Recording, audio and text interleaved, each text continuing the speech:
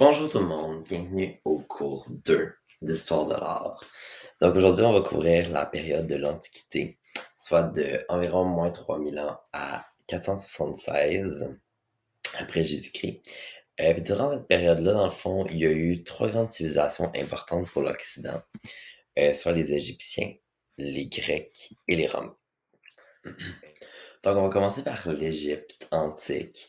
Qu'est-ce qui est important de comprendre de l'Égypte antique, c'est que c'est vraiment là les premières représentations de l'humain. Vraiment, avec les hiéroglyphes, entre autres.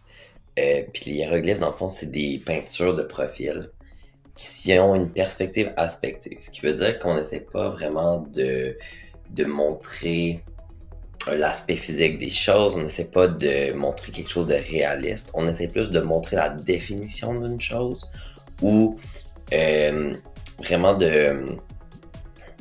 pardonnez-moi, de communiquer une idée. Donc, comme on peut le voir ici, ici,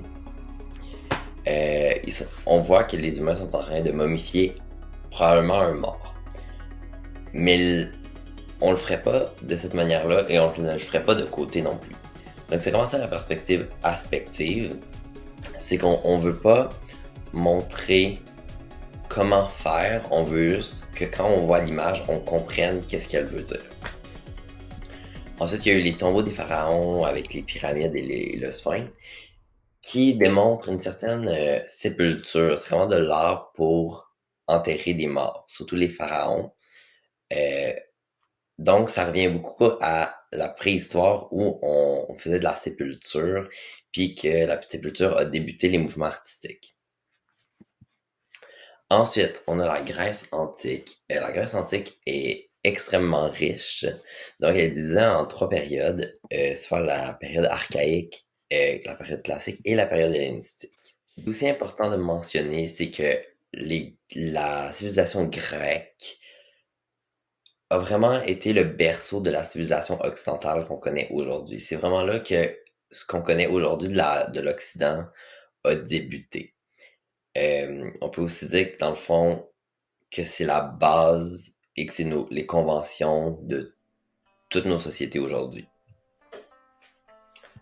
Donc, on va commencer par l'art archaïque, avec le second temple d'Héra à Paestum, qui a été construit à moins 450 ans, mais c'est approximatif. Ce qu'on peut dire de cette architecture-là, c'est que c'est une architecture ouverte et qu'elle est péristyle. Donc, qu'est-ce que ça veut dire? Ça veut dire que tous les murs extérieurs sont composés de colonnes. Ça, c'est dans le fond le péristyle. Et une architecture ouverte, c'est parce que dans le fond, étant des colonnes et non des murs massifs, l'air, les gens, la lumière entrent. Tout, c'est ouvert. On peut entrer par tous les côtés. Qu'est-ce qu'on peut aussi dire, c'est que ça a été fait en marbre, mais qu'aujourd'hui c'est à l'état de ruine. Et ce qui est très important de comprendre de l'art archaïque, c'est que c'est très religieux. Donc, c'était un temple à Héra, qui était une déesse, si je me souviens bien, ou un dieu, je me souviens plus. Mais c'est grandiose, c'est immense, c'est une architecture très très grande si on le compare avec un humain. Ensuite, nous avons le Kouroï, qui est en Attique, qui est une région de la Grèce, vers moins 610. Dans le fond, le Kouroï, c'est un gardien des temples. Dans le fond, c'est les gardiens des temples. Au pluriel, ce serait des Kouros. Puis, on peut vraiment voir qu'il y a un héritage de l'Égypte dans ces sculptures-là parce que, premièrement, il y a plus ou moins de muscles, comme on pouvait remarquer dans les hiéroglyphes. Les cheveux ont une texture assez égyptienne. Puis, il y a encore la perspective aspective les, euh, dans les sculptures parce que, comme on peut voir, vu qu'il y a un pied en avant de l'autre, on peut comprendre qu'il marche, mais personne ne marcherait crispé comme ça. Puis c'est aussi pour le fait de faire un peu peur, parce que c'est des gardiens de temple. C'est pour ça qu'ils sont un peu crispés comme ça. On peut aussi dire que c'est un nu masculin, plein pied et frontal.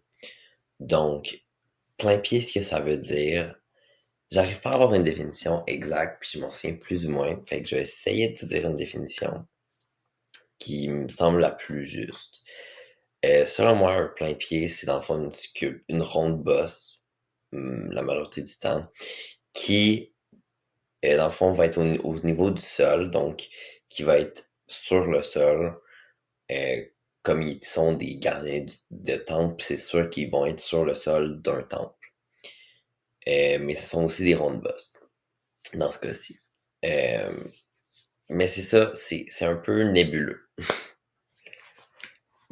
Puis, comme je disais, il y a aussi la perspective aspective, qui est assez visible dans ces sculptures-là.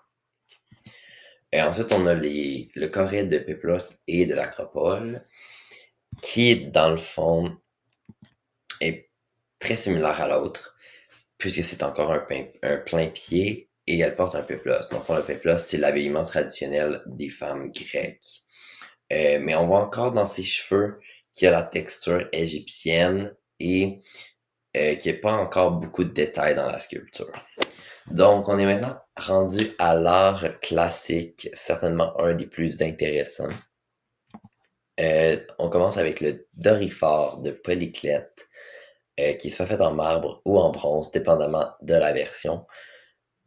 Comme on peut... Enfin, un Doryphore, c'est un... Si je me souviens bien, c'est quelqu'un qui lance des lances aux Jeux Olympiques. C'est pour ça qu'il y a comme... on dirait qu'il tient quelque chose dans sa main. Puis, le premier élément qu'il faut faire ressortir, c'est le contrapposto, qui est la posture de la sculpture. Mais je vais en parler plus en détail dans la prochaine diapositive.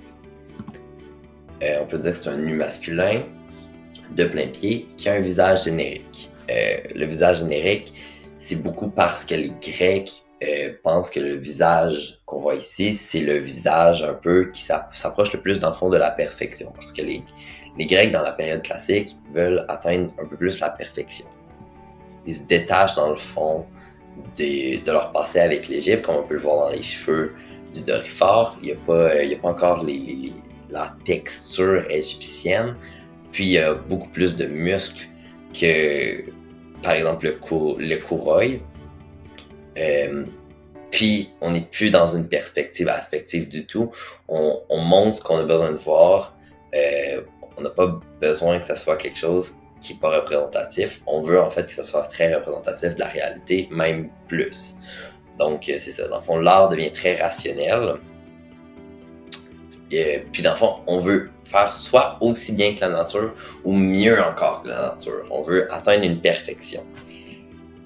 Fait qu'il y a beaucoup de rapports mathématiques et de proportions. Puis c'est là qu'il commence à avoir des canons. Donc un canon, c'est comme un idéal. Puis c'est là qu'on va parler du rapport 1/7, ce qui veut dire que la tête doit être le 1/7 du corps pour que ça soit parfait. Donc on va aller parler plus en détail du contrapposto. Donc le contrapposto, dans le fond, c'est la posture qu'on peut voir ici, que j'ai dessiné en rouge. Dans le fond, le bassin et les épaules sont comme... Ils ont un angle entre les deux qui se prolonge tout le long du corps. Puis il y a une hanche qui est plus surélevée que l'autre et une épaule qui est plus ressortie que l'autre. Puis dans le fond, cette posture-là est complètement impossible à atteindre parce qu'il faudrait se déboîter une hanche, puis se déboîter une épaule, puis c'est juste trop parfait pour être possible de le réaliser. Puis ça fait vraiment référence au canon des postures. C'est vraiment l'idéal de la posture de l'art classique. Ensuite, on a le discobole, fait par Miron. Ça, dans le fond, c'est une copie romaine qui a été faite en marbre. Là, je vais juste me tasser parce qu'il y a quand même des éléments importants à voir. Oups. Dans le fond, c'est un nu masculin, plein de pieds encore, avec un visage générique. Toutefois, la pose est complètement impossible à faire. Ça, c'est impossible de faire une pose aussi parfaite que ça. Puis comme on peut le voir, c'est un athlète qui est en action. Dans le fond, le discoball, dans le fond, c'est un disque de pierre, si je me souviens bien, qu'il fallait lancer aux Olympiques. Donc, on voit vraiment la culture grecque avec les Olympiques et tout. mais la posture est complètement impossible à tenir pour un humain. Comme on peut le voir ici, il y a un arc qui part de la main, qui va jusqu'à l'autre main sur le genou, même qui continue le long de la jambe. Il y a un autre arc qui part du genou, qui fait tout le dos, la jambe, le dos jusqu'à sa tête. C'est impossible que notre corps soit en aussi belle harmonie. Ça n'a aucun sens. Donc, on est vraiment dans un idéalisme. On est vraiment dans des canons. On est vraiment dans la recherche de la perfection, dans le fond. Ensuite, ici, on a les deux Vénus. Dans le fond, en fait, c'est la déesse Aphrodite. Mais on l'appelle... celle-ci, c'est la Vénus de Milo, puis celle-ci, c'est la Vénus d'Arles. Puis, les deux sont au Louvre. Donc, vous les avez peut-être déjà vus. Sont assez dans la culture populaire. Parce que, dans le fond, c'est vraiment un canon. C'est vraiment un idéal. On peut dire que c'est des pleins-pieds, c'est des nus féminins, et qui ont toutes les deux un visage androgyne parce que c'est le visage parfait selon le grec. Ils ont aussi la coupe Capitole, qui est vraiment la coupe de cheveux qu'on peut voir, qui est vraiment le canon, c'est vraiment l'idéal pour les sculptures féminines de cette époque. Puis aussi, les deux ont un drapé à la taille qui démontre leur beauté corporelle. Mais dans le fond, ce qu'on peut dire de la Vénus de Milo, c'est qu'elle est aussi polychrome. Donc, elle avait la peau caramélisée, les cheveux assez foncés. Son drapé était bleu, puis elle portait sûrement beaucoup de bijoux parce que dans le fond, les gens allaient lui offrir des bijoux en échange d'être, dans le fond, dans l'espoir d'être béni par cette divinité ou de recevoir de la beauté. Donc, ici, on a le Lapith combattant un centaure qui est sur un métope du Parthénon. On va voir plus tard c'est quoi un métope du Parthénon. Dans le fond, l'original est fait en marbre, mais celui-ci c'est une reproduction en pierre. Dans le fond, qu'est-ce qui est vraiment important de comprendre, c'est que c'est un haut relief. Donc, un haut relief, c'est comme on avait vu un bas relief au Paléolithique, mais avec des éléments de la sculpture qui vont être en bosse ronde. Comme on peut voir, il y a une partie du centaure, comme son bras qui donne un coup de poing, ou l'autre bras, bon, il est coupé, mais une partie de l'autre bras qui... On peut voir tous les éléments de tous les côtés, ils sont en trois dimensions. Tandis qu'il y a d'autres éléments qui sont vraiment en 2 dimensions et qui sont incrustés dans le métope. Sinon, on peut aussi dire que c'est un nu masculin en action. Donc, ici, nous avons le Parthénon, fait par Ectinos, à Athènes. Dans le fond, Athènes a été une super puissance. Genre, cette ville a contrôlé la mer Égée au complet. Donc, elle voulait montrer sa supériorité, sa domination par une architecture immense comme le Parthénon, qui est sur l'Acropole. L'Acropole, dans le fond, c'est une montagne en plein milieu de la ville. Donc, c'est immense. Tout le monde le voit. Ce bâtiment est immense. Tout le monde le voit partout à Athènes. Puis, il est très décoratif, comme on peut voir sur la photo en haut, qui démontre, dans le fond, la version d'origine. Parce que, dans le fond, c'était le temple d'Athéna. Puis, les Athéniens, la ville d'Athènes est nommée en l'honneur d'Athéna, la déesse de la guerre. Puis dans le fond, c'est une base qui est encore présente dans notre société, ce type de bâtiment-là, comme on peut le voir sur les banques, le logo d'un musée sur un panneau, les bibliothèques, les palais de justice, plein d'autres bâtiments.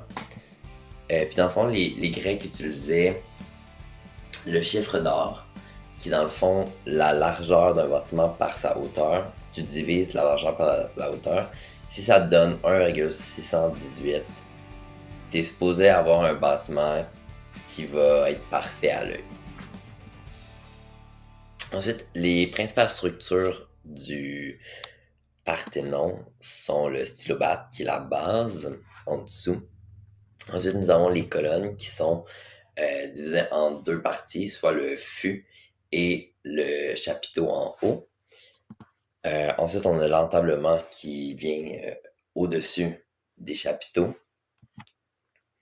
Puis la frise qui est divisée en deux, soit les triglyphes qui sont comme 3 lignes incrustées dans la pierre. Et entre les triglyphes, on a des métopes qui sont des petits bouts de pierre où il va y avoir souvent des bas-reliefs ou des hauts-reliefs, comme on avait vu avec le lipite. Puis, on a le fronton. Le fronton, c'est ça qui permet d'avoir la forme triangulaire du toit. Et le tympan, c'est ce qui se retrouve au centre du fronton. Puis le tympan, souvent, il va être décoré d'une variété de sculptures, soit en bas-relief ou en haut-relief. Là, ça, c'est la base. La base, vous allez les retrouver partout. C'est les chapiteaux. Il y a 4 styles de chapiteaux et vous allez les retrouver partout. Partout. Donc, il y a Dorique, qui est le plus, disons, de base. Alors ça, on a Ionique. Ionique est assez populaire. Puis Corinthien. Corinthien, il est assez décoratif. Donc, il va être souvent dans des églises ou des bâtiments qu'on veut vraiment décorer. Puis, le dernier qu'on voit moins souvent, c'est les cariatides, qui sont vraiment des colonnes faites de personnes. Donc, on a ici un exemple parfait d'architecture grecque. Comme on peut le voir, il y a des colonnes avec des chapiteaux ioniques. Il y a aussi un fronton en haut qu'on voit qui fait la forme triangulaire. On a aussi à l'intérieur du fronton un tympan qui représente un haut relief de l'histoire du Québec. Puis on peut aussi voir l'entablement qui est sous le fronton et entre les chapiteaux. On peut aussi voir des bas-reliefs incrustés dans les murs de l'édifice, qui, je crois, qui représentent l'histoire du Québec aussi. Là, on est rendu à l'art hellénistique. L'art hellénistique, faut comprendre qu'on n'essaye plus d'être autant parfait, mais on essaie d'être plus réaliste. Mais réaliste à fond, donc beaucoup plus de détails, beaucoup plus d'expressions, comme on peut voir ici, avec apoxyomètre. Puis, comme on peut voir, son contrapposto est beaucoup moins exagéré. Il y a de l'air un petit peu plus faisable. Il est beaucoup moins musclé aussi. Ça, c'est plus la perfection des muscles, là. Puis, il y a aussi un visage un peu plus triste. Puis, ainsi, son action est plus facile et plus réaliste. Plus facile à faire, dans le fond, pour tout le monde. Puis là, le canon, il change. Le canon, c'est rendu 1/8, donc 1/8. Il faut que la tête fasse le 1/8 du corps pour être le plus parfait possible. Donc ici, on a Hermès avec le jeune Dionysos. Donc, on peut voir encore chez Hermès Hermès étant un dieu, il y a encore un contrapposto. Il n'y a pas de l'air si pire, par contre, mais il est quand même c'est un bon contrapposto. C'est un nu masculin. Les cheveux, si on regarde précisément, les cheveux sont très, très, très, très, très détaillés. On veut vraiment plus la réalité, fait qu'on va vraiment travailler les petits détails et moins chercher une perfection. Ensuite, on a le bébé. Le bébé, Dionysos, il est complètement disproportionné, là. Je veux dire, la tête d'un bébé, c'est supposé être, si je me souviens bien, le quart de son corps. Le quart de son corps. Et ici, on dirait que c'est le 1/8. Donc, ça fait aucun sens. Aucun sens. Mais il est quand même bien détaillé. Mais il est pas proportionnel du tout. Ensuite, ici, on a la victoire de Samothrace. Dans le fond, là, il y a beaucoup de texte, mais dans le fond, c'est que la statue est en marbre et le bateau et le socle sont en pierre.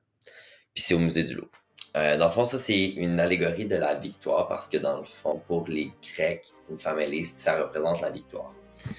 Puis dans le fond, ça représenterait la déesse grecque de la victoire, Nike. Puis dans le fond, l'aile qui fait comme un crochet, on appelle ça un swoosh. Puis, je sais pas si vous avez remarqué, mais ça fait vraiment penser à la marque Nike ou Nike. Parce que dans le fond, ils ont juste volé les Grecs. Puis ils se sont dit, ah ben les Grecs sont vraiment intelligents, on va juste prendre du grec et faire une marque avec ça. Donc les Nike, dans le fond, c'est la victoire.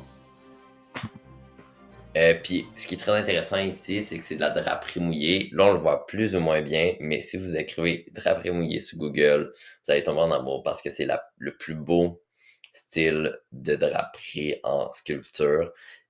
On dirait que la draperie vient se coller sur le corps de la sculpture. Ensuite, ici, on a le Laocoon, qui veut dire lagune en français, me semble, qui est au Vatican. Ça, c'est une grosse sculpture très complexe de plein pied. Mais il y a beaucoup de personnes, comme on peut voir, puis il y a beaucoup d'actions, donc c'est vraiment l'élément de l'art hellénistique qui ressort, c'est celui de l'expressivité, des émotions, des mouvements, de la douleur. On représente la réalité plutôt que la perfection. Il y a aussi beaucoup de courbes et de diagonales dans cette œuvre qui représente beaucoup l'instabilité du moment. Puis aussi, les enfants sont encore disproportionnés face à leur père, là. Ça fait aucun sens. Les artistes dans la période hellénistique ont eu un petit peu de difficulté à faire des proportions des enfants. Ici, on a Silène qui porte Dionysos enfant au musée du Louvre, faite par Lysippe. C'est un nu masculin plein pied. Son contrapposto est pas si pire. Ça a l'air d'être une posture qu'on pourrait faire. L'enfant est en contrapposition, ce qui fait quand même l'élément d'expressivité. Ensuite, on a le portrait de Socrate. Ça, c'est vraiment intéressant parce que c'est le premier portrait. C'est là que ça commence, le portrait. Puis, c'est pas un portrait idéaliste. C'est vraiment un portrait réaliste. Il n'est pas idéalisé. Il y a la barbe, il y a une grosse barbe Socrate. Il y a un gros nez, il y a des rides. Il y a de la calvitie. On montre tout. Il n'y a pas d'idéalisation de Socrate. Puis aussi, l'expression est neutre. Mais réaliste, c'est ça. Parce que c'est pas comme dans la période classique où les expressions étaient neutres, mais c'était tellement un visage généré parfait. Là, c'est pas ça. Là, l'expression est neutre, mais elle est réaliste. Puis, les Romains. Les Romains, pour ce qui est des sculptures, c'est des copies grecques ou des vols. Parce que dans le fond, ils trouvaient ça trop beau, ils ont fait bon ben c'est parfait, c'est déjà parfait, donc on va juste recopier ce qui est parfait, on va adorer ça. Surtout à cause de la conquête romaine, on sait que l'Empire romain a presque conquis presque toute l'Europe et une bonne partie de l'Afrique du Nord, une partie du Moyen-Orient. Ça a été un très gros empire. Puis les Grecs, dans le fond, ils ont été conquis par les Romains, dès l'an 264 avant Jésus-Christ, mais ils n'ont jamais été assimilés parce que les Romains étaient comme ben on respecte votre culture, vous êtes vraiment bon, on aime ce que vous faites, fait que continuez à le faire. Ce qui est un peu hypocrite. Mais bon. Puis en l'an moins 30, c'est là qu'on attribue la fin de la période hellénistique puis de la Grèce antique, en fait. Parce que c'est là où l'Empire romain a pris son apogée, puis c'est là où ils ont conquéri l'Égypte. Fait que c'est vraiment là où les Grecs sont un peu devenus romains. Puis il y a aussi pour l'architecture, le Colisée de Rome, par exemple, qui est une invention incroyable, c'est grandiose. Puis c'est encore présent aujourd'hui, c'est incroyable. Puis ce qui est très intéressant, c'est qu'ils ont créé un système de canalisation d'eau pour remplir le stade d'eau pour faire des spectacles en bateau, par exemple, au centre du Colisée. Ce qui est quand même très intéressant. Puis, contrairement à l'art grec, l'art romain devient vraiment public. C'est vraiment pour tous. Tout le monde peut y avoir accès.